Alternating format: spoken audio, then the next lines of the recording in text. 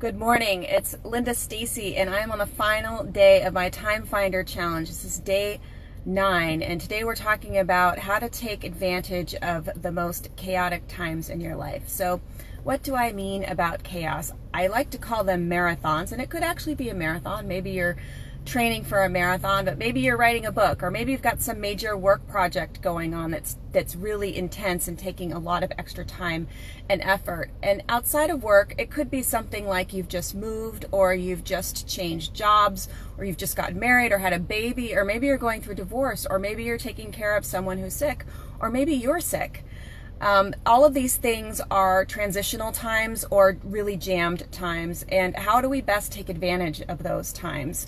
Overall, this isn't really a time finding trick. This is more of a what are we getting out of these times in our lives type of perspective. There are a couple that I have examples. One is in the weight management space. You know, if someone has a lot of weight to lose, and it's going to take a while, that time is kind of like a marathon. They're in this slow and steady trudge.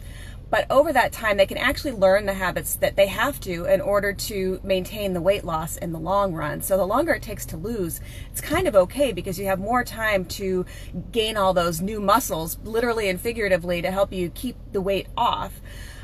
Even me with doing this Time Finder challenge, I set the dates ahead of time and did something completely new and did 3 recordings a week. And by doing that, it forced me to get the scripting down quickly. It forced me to figure out uploading to all the places I wanted to upload the video, and doing it within that intense time period, I've got a lot of things kind of under my belt, and they're much easier to do now than they were the first day. So any of these times in your life help to build muscle and endurance, just like in a real marathon.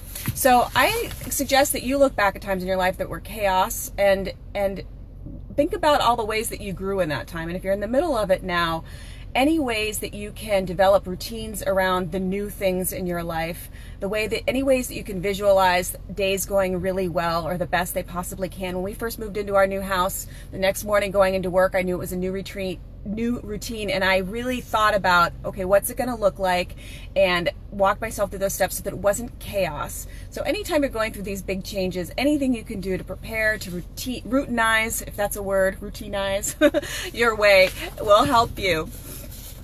Once again, looking at any of these 9 tips that I've given over the last few weeks can also help during these marathon times. They're all uploaded at my YouTube page. So if you go to YouTube and search for Living Blueprints, you'll find me there. And again, the blue in Blueprints has no E in it. And again, I would love to have you in my September 23rd workshop. It's in Lexington, Mass. It's productivity for your time, for your life, for life design. 4-part system I'll be teaching, and there's more about that at livingblueprints.com/public workshops. Have a great one. Bye-bye.